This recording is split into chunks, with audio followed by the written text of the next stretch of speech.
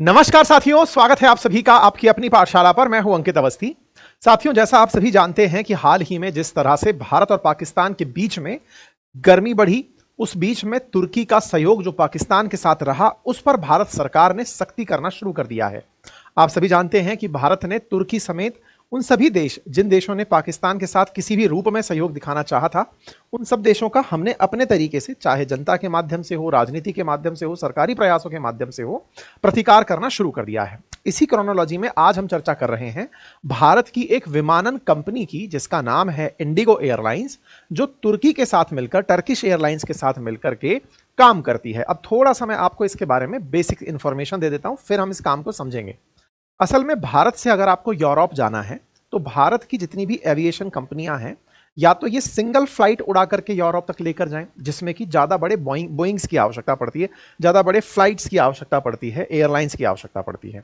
ज़्यादा बड़े एयरलाइंस का कॉस्ट भी ज़्यादा है, उनको उनको रन कराने का जो खर्चा है वो भी ज़्यादा है। ऐसे में क्या होता है कि यदि आप मैप के माध्यम से देखेंगे तो भारत से उड़ा हुआ विमान अगर यूरोप जाना चाहता है, तो एशिया का अंतिम देश पड़ता है तुर्की। वहां से थोड़ा सा हिस्सा उसका यूरोप में एंट्री होता है। मतलब ये समझिए कि यूरोप का एंट्री द्वार है तुर्की।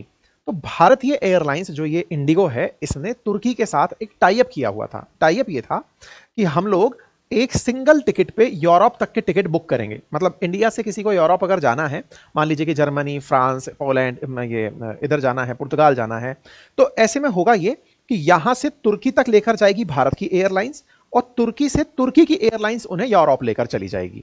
एक तरह की ब्रेक जर्नी होती है। लेकिन इस ब्रेक जर्नी में भारत से तुर्की ले जाने तक का जो काम है, ये इंडिगो कर रही है, और इंडिगो से आगे का काम टर्किश एयरलाइंस कर रही हैं। इससे फायदा क्या हुआ?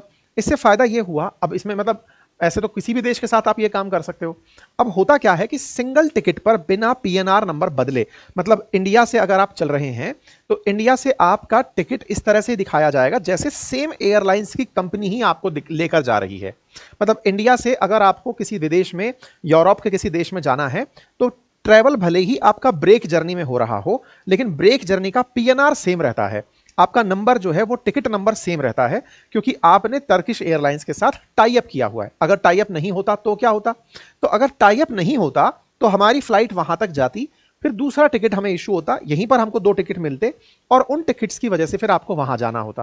बोले ऐसा करने में क्या दिक्कत है? दिक्कत यह है कि अगर किसी कारण से आपकी फ्लाइट यहां से टर्की तक की जो फ्लाइट है वो डिले कर गई, तो आने वाली जो फ्लाइट है, जो कनेक्टिंग फ्लाइट है, उसके लिए आपको जिम्मेदारी नहीं दी जा सकती। सेम कंपनी की फ्लाइट अगर ट्रैवल कर रही होती हैं, तो ही आपको कनेक्टिंग फ्लाइट का फायदा होता है। जैसे अगर मान लीजिए आपने इंडियन रेलवे से टिकट बुक कराया है, एक डेस्टिनेशन से दूसरी डेस्टिनेशन तक जाने का, बीच में आपको टिकट बदलना है। अगर आपने सिंगल टिकट लिया है तब तो रेलवे की जिम्मेदारी है आपको पहुंचाना। लेकिन आपने अगर बदलता हुआ टिकट, पहले यहां से आकर खुद ने टिकट बुक किया, वहां से आगे का भी खुद ने बुक किया, सिंगल पीएनआर अगर आपको नहीं मिला है, तो फिर आपकी जिम्मेदारी नहीं है कि ये ट्रेन लेट हो गई तो दूसरी ट्रेन के लिए आपके इंतजार किया जाए। फ्लाइट्स में ऐसा होता है कि अगर आपने सिंगल पीएनआर लिया हुआ है और गलती से आपकी कनेक्टिंग फ्लाइट डिले हो जाती है, तो या तो वो आगे वाली फ्लाइट को रोक कर रखते हैं जब तक पीछे वाली फ्लाइट ना आ जाए, या फिर अगर उस फ्लाइट को उड़ाना पड़ गया तो फिर नई वाली व्यवस्था करते हैं ताकि आपका डेस्टिनेशन तक पहुंचना सुनिश्चित किया जाए। इसीलिए कंपनियां आपस में टाई अप कर लेती हैं। अगर मान लीजिए इंडिया से यूरोप तक भेजना है, तो हमारे पास फ्लाइट्स का अभाव है, तो अभाव कह लीजिए, या फिर इतनी फ्लाइट्स की आवश्यकता हमारे साथ विदेश में पहुंचाने के लिए अगर बैठ जा रही है कि यहां से यहां तक हम ले आए, यहां से आगे तुम ले जाना। इस चीज को देखते हुए आज से 2-3 साल पहले इंडिगो ने टर्किश एयरलाइंस के साथ टाई अप किया हुआ था, और इससे भारत के लोग जो यूरोप जा रहे थे उन्हें सस्ते टिकट्स भी मिल रहे थे। दिन भर में 56 फ्लाइट्स उड़ रही थी, 28 जाने वाली और 28 आने वाली। तुर्की तक हमारी फ्लाइट्स आया जाया करती थी। इससे बढ़िया यूरोप में कनेक्टिविटी बन गई थी और देश का सस्ते टिकट पर ट्रैवल हो रहा था। अब दिक्कत क्या हुई? इंडिगो ने जिस तरह से आज के समय में आप देख रहे हैं कि टर्की का बायकॉट चल रहा है, इंडिगो को इस समय आदेश मिला है कि आप तुर्की के साथ अपने संबंध तोड़ दीजिए। 3 महीने का अल्टीमेटम है, 3 महीने के अंदर आप अपने संबंध तोड़ दीजिए, नंबर 1। दूसरा, तुर्की ने इंडिगो ने एक काम और कर रखा था, और वो काम क्या था? असल में क्या है, विमान को किराए पर भी लिया जाता है। जैसे मान लो कि आज एक विमान की कीमत कुछ करोड़ों रुपए हो सकती है, मतलब 10, 20, 50 करोड़ जो भी होगी। अगर एक विमान की कीमत इतनी है, तो उस विमान को खरीद करके चलाने में आपको कैपिटल इन्वेस्ट करना पड़ता है कि भाई इतना पैसा लगाया विमान में, तब जाकर के आप उसे ऑपरेट कर पा रहे हैं। कई जगह ऐसा होता है कि कुछ कंपनियां आपको विमान किराए पर दे देती हैं, बिल्कुल वैसे ही जैसे टैक्सी हैं। टैक्सी को आप अगर खरीद कर चलाना चाहें तो उसका एक अलग खर्चा है। आपने किसी से उसे लीज पर ले लिया, अब आप उसे चलाते हैं। अब आप उसे चलाते हैं तो लीज वाले को लीज का रेंट चुका देते हैं और आप उससे किराया जो बनाते हैं उससे आप भी कमा लेते हैं। इंडिगो ने ऐसे ही टर्किश एयरलाइंस से 2 विमान लीज पर लिए हुए थे, बोइंग 777। और जो विमान इन्होंने किराए पर लिए हुए थे, वो लीज पर जो लिए हुए थे वो वैट लीज पर लिए हुए थे। असल में वैट, डैम्प और ड्राई 3 तरह की लीज होती हैं। ड्राई लीज का मतलब होता है कि आपको केवल विमान दिया जाएगा किराए पर, बाकी सारा साफ संभाल आपको करना है। दूसरी लीज होती है वेट लीज, जिसके अंदर कहा जाता है कि विमान के साथ साथ आपको क्रू भी मिलेगा, पायलट भी मिलेगा आपको, उसके अंदर जो फ्लाइट अटेंडेंट्स हैं वो भी मिलेंगी, ग्राउंड स्टाफ भी मिलेगा, सब कुछ मिलेगा, फ्लाइट के साथ सब कुछ मिलेगा। लीज की राशि थोड़ी बढ़ जाएगी। एक होता है डैम्प लीज। डैम्प लीज के अंदर फ्लाइट मिल गई, क्रू मिल गया, लेकिन और सपोर्ट नहीं मिला, या फ्लाइट मिल गया, ग्राउंड सपोर्ट मिल गया, क्रू नहीं मिला। तो इस तरह से डैम्प लीज जो है वो ड्राई और वेट के बीच की एक लीज होती है। तो कई जगह तो लिखा हुआ है कि इंडिगो ने टर्किश एयरलाइंस के 2 विमान को डैम्प लीज पर लिया हुआ था, और कई जगह लिखा है वेट लीज पर, यानी कि विमान के अलावा भी हमने कुछ और सुविधाएं उनसे ली हुई थी और उसके माध्यम से हम अपनी सर्विसेज को कर रहे थे। क्यों कर रहे थे साहब हम ऐसा? क्योंकि इस तरह की लीज से हमें फायदा होता है। क्या फायदा होता है?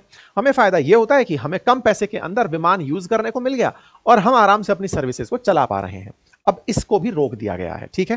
तो टर्किश एयरलाइंस के साथ 2 चीजों को अगले 3 महीने में, चाहे वो बोइंग जो 777 है उनकी वेट लीज को रोकना हो, या फिर इंडिगो का जो टर्किश एयरलाइंस के साथ में टाई है उसको तोड़ना हो, इन दोनों का आदेश दे दिया गया है, ठीक है।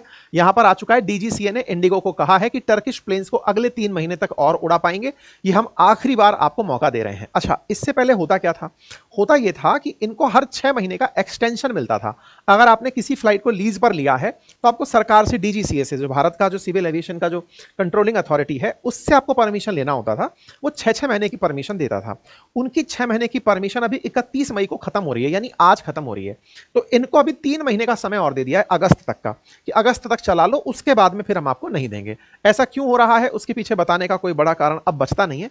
आपको ये सारी बातें जो मैंने बताई हैं ये सारा लिखित में दे दिया है। अच्छा, एक चीज मैं यहां पर और ऐड करना चाहूंगा, ये जो कंटेंट हम आपको यहां शो कर रहे होते हैं, आप में से बहुत सारे लोग इस कंटेंट को पढ़ना चाहते हैं, खुद से इसके नोट्स बनाना चाहते हैं, या अपने लिए रेफरेंस में देखना चाहते हैं। हमारी वेबसाइट को आप विजिट कर सकते हैं, अपनी पाठशाला.com को। हम वहां पर लिखित कंटेंट भी डालते हैं, हमारी इस पूरी क्लास का जो स्लाइड्स हैं इनका पीडीएफ भी वहां पर उपलब्ध होता है। अपनी पाठशाला.com पर रेगुलर विजिट करके इन कंटेंट्स को आप वहां से पढ़ सकते हैं और वहां से आप इनकी पीडीएफ भी डाउनलोड कर सकते हैं, ठीक है। तो ये सारी जानकारी मैंने आप लोगों को फिलहाल दे दी है, जो बोला है वो सारा की सारा मैंने लिखित में यहां पर उपलब्ध करा दिया। बाकी तो सबकी तरफ से रिएक्शंस हैं। अब ये सब हम कर क्यों रहे हैं? कर हम इसलिए रहे हैं कि भारत पाकिस्तान के बीच में जो अभी हुआ ऑपरेशन सिंदूर के दौर में, उस समय टर्किश एयरफोर्स ने अपनी तरफ से हरक्यूलस ट्रांसपोर्ट प्लेन पाकिस्तान भेजा था। हालांकि टर्की ने इसका मना किया था, लेकिन बाद में कंफर्म हो गया था, क्योंकि ऑपरेशन सिंदूर के टाइम पर इनके ड्रोन्स भारत पर हमला करने आए थे और वो हमने बाकायदा अपनी जो प्रेस कॉन्फ्रेंसेस हुई थी उसमें बताया भी था कि इनकी तरफ से हमारे ऊपर हमला करने के लिए ड्रोन्स भेजे गए हैं। ये हम लोगों को पता भी चल गया था, ठीक है। टर्किश प्रेसिडेंट ने पूरे टाइम पर पाकिस्तान को सपोर्ट करने में कमी नहीं छोड़ी, पूरे समय इनके किस्मत के लिए कि भाई हम पाकिस्तान के साथ हैं। हर समय टर्की ने पहले तो कश्मीर के मामले पर पाकिस्तान का साथ दिया हुआ था, बाद में फिर जब ये हमले हो रहे थे उस समय भी टर्की पूरे तरीके से पाकिस्तान के साथ खड़ा था। ऐसे में भारत का तुर्की के खिलाफ होना लाजमी है। इसी के लिए भारत के अंदर बायकॉट टर्की ट्रेंड हुआ था, जिसके चलते भारत की तरफ से बहुत सी कंपनियां जो ट्रैवल कराती थी उन्होंने टिकट्स कैंसिल किए, लोगों ने टर्की का जाना बंद कर दिया। टर्की की तरफ से हमारे लिए कहा गया कि आप वापस आइए, लेकिन हम लोगों ने साफ साफ इनकार कर दिया कि भाई हम नहीं जाएंगे, आप पाकिस्तान को प्रेम को करते रहिए, हम बायकॉट टर्की करते रहेंगे। और भारत ने अपनी तरफ से मतलब 250% तक हमारे कैंसिलेशन हुए टर्की और अजरबैजान के, कि हमारे इंडियंस ने वहां जाना बंद कर दिया। इंडियंस ऑलरेडी $400 मिलियन खर्च करते थे टर्की और अजरबैजान की यात्रा पर, हमने उनको पूरी तरह से कैंसिल कर दिया, तुर्की को बायकॉट कर दिया। उसके अलावा मुंबई का जो एयरपोर्ट है जो अडानी ऑपरेट करता है, उसके साथ में एक सेलेबी नाम की कंपनी है जो टर्की की है, वो भी उसको ऑपरेट करने में मदद करती थी, मुंबई और अहमदाबाद को। सेलेबी को भी हटा दिया गया कि भैया तुम यहां पर हमारे साथ काम नहीं करोगी, उसको भी रोक दिया गया, ठीक है। साथ ही साथ जो हमारी इंडियन यूनिवर्सिटीज हैं, उनके जो भी एकेडमिक इंस्टीट्यूशंस हैं जो पाकिस्तान, टर्की और बांग्लादेश से रिलेटेड अगर कोई भी सिस्टम चलाते हैं, कोई एग्रीमेंट है, उन सबको भी तोड़ने का कह दिया गया कि भाई इनके साथ किसी भी प्रकार से, फिर चाहे जेएनयू हो, आईआईटी मुंबई हो, इन सबको तरफ से आह्वान हो गया कि भाई हम टर्की के साथ कोई या बांग्लादेश के साथ कोई काम नहीं करेंगे। टर्की के जो फ्रूट्स हैं उनको पूरी तरह से बायकॉट कर दिया गया, टर्की के फलों को जो इंडिया में मंगाया जा रहा था उनको मना कर दिया। कुल मिलाकर भारत ने व्यापारिक रूप से इनको नुकसान पहुंचाने का जो काम किया है वो कर दिया। अब एक बड़ा सवाल हमेशा यही बनता है कि तुर्की और पाकिस्तान एक दूसरे के इतने नजदीक क्यों हैं। हालांकि इस पर मैंने पूरी तरह से एक सेशन डिटेल में बनाया हुआ है अंकित इंस्पायर इंडिया पर, आप चाहे तो वहां से भी देख सकते हैं। लेकिन हाँ, फिलहाल इनके बीच में साथ होने का बड़ा कारण पाकिस्तान का और तुर्की का एक तरह से मुस्लिम प्रेम तो है ही। ओआईसी के अंदर तुर्की पाकिस्तान की वजह से अपनी पोजीशन चाहता है। तुर्की के पास न्यूक्लियर वेपन नहीं है, पाकिस्तान के पास न्यूक्लियर वेपन है, तो इन लोगों को से करके फिर इनसे मतलब न्यूक्लियर वेपन हथियाना चाहता है। बिल्कुल वैसे ही जैसे ईरान इनके साथ इन दिनों बहुत बन के चल रहा है कि क्या पता ये हमें न्यूक्लियर वेपन दे दें। लेकिन कुछ भी हो, भारत का संदेश स्पष्ट है और ऐसे में तुर्की को आने वाले समय में अपनी ये सब चीजें, तुर्की के साथ भारत के जितने भी संबंध हैं वो इसी तरह रहने वाले हैं। शहबाज शरीफ भले ही इस समय पर यात्रा पर लौट कर आए हों, भारत के खिलाफ उन्होंने अजरबैजान, तुर्की, ईरान इन सबकी यात्रा की हो, लेकिन इसका कुल मिलाकर के अर्थ इतना ही निकलता है कि भारत को पाकिस्तान का तुर्की प्रेम और तुर्की को पाकिस्तान का जो प्रेम है वो भारत को पसंद नहीं है। कुल मिला के इतना ही है। Thank you so much.